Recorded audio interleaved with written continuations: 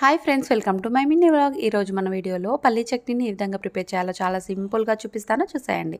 Stove on చేసి pan పెట్టుకోండి. 1 cup వరకు పల్లీలను వేసుకొని వేయించుకొని మిక్సర్ జార్లోకి తీసేసుకోవాలి. ఇదే ప్యాన్లోకి ఆయిల్ వేసుకోవాలి. అందులోకి మినపగుళ్ళు, పుట్నాల పప్పు, అలాగే జీలకర్ర, పచ్చిమిర్చి ముక్కలు, ఎండుమిర్చి ముక్కల్ని వేసుకొని ఈ విధంగా కలర్ చేంజ్ అయ్యేంత వరకు బాగా ఫ్రై చేసుకోవాలి. వీటిని మిక్సర్ జార్లోకి తీసుకొని టేస్ట్కి సరిపడంత సాల్ట్ వేసుకొని చట్నీకి సరిపడంత వాటర్ని యాడ్ చేసుకోవాలి.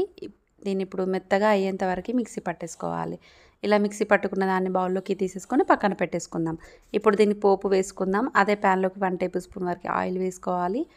ఆవాలు, జీలకర్ర, ఎండుమిర్చి ముక్కలు, కరివేపాకును వేసుకొని కలర్ చేంజ్ అయ్యేంత వరకు బాగా ఫ్రై చేసుకొని ఇప్పుడు ఈ పోపుని మనం ఆ బౌల్లోకి ట్రాన్స్ఫర్ చేసేసుకోవాలి. ఇదంతా ఒకసారి మిక్స్ చేసేసుకుంటే పీనట్ చట్నీ అనేది రెడీ. మీకు కనుక వీడియో నచ్చిందని అనుకుంటున్నాను. నచ్చితే please like and share and subscribe.